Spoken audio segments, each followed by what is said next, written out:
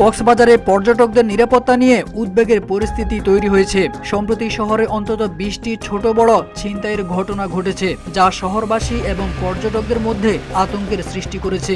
বিশেষ করে সমুদ্র সৈকতের সমিতি পাড়ায় 3 পর্যটককে অস্ত্রের মুখে জিম্মি করে নগদ অর্থসহ অন্যান্য মালামাল ছিনতাইয়ের ঘটনা ঘটেছে।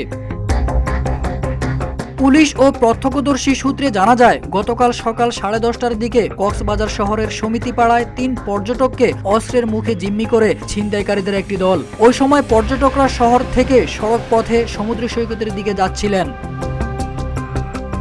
অন্যদিকে একটি মোটরসাইকেল ও ইজি বাইক চেপে সেখানে আসেন ছিনতাইকারীরা। সেখানে তারা 3 পর্যটকের কাছ থেকে নগদ 2700 টাকা, একটি আইফোন সহ 2টি মুঠোফোন ছিনিয়ে নেয়। খবর পেয়ে কক্সবাজার মডেল থানা পুলিশ ঘটনাস্থলে গিয়ে 3 পর্যটককে উদ্ধার করলেও ছিনতাইকারীরা পালিয়ে যান। পরে পুলিশ শহরের বিভিন্ন এলাকায় অভিযান চালিয়ে অভিযুক্ত তরুণদের গ্রেপ্তার করে।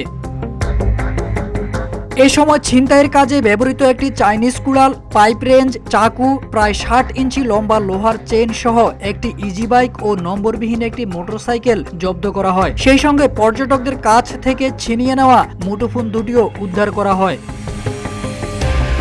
এই ধরনের অপরাধ বৃদ্ধির ফলে কক্সবাজারের পর্যটন খাত এবং শহরের সাধারণ মানুষের নিরাপত্তা নিয়ে বড় ধরনের প্রশ্ন উঠেছে। সংশ্লিষ্টরা মনে করছেন, স্থানীয় প্রশাসন এবং আইন শৃঙ্খলা রক্ষাকারী বাহিনীর তৎপরতা বাড়ানো প্রয়োজন, যাতে পর্যটকরা নিরাপদে ভ্রমণ করতে এবং শহরবাসীও আতঙ্কমুক্ত থাকতে পারে। এদিকে পর্যটকদের নিরাপত্তা নিশ্চিত করতে সঠিক পদক্ষেপ নিতে স্থানীয় কর্তৃপক্ষের প্রতি জোরালো দাবি উঠেছে।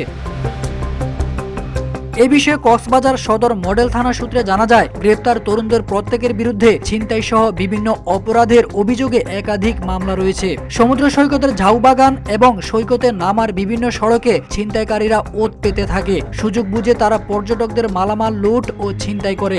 অন্য ছিনতাইকারীদের গ্রেপ্তারেও পুলিশের বিশেষ অভিযান চলছে।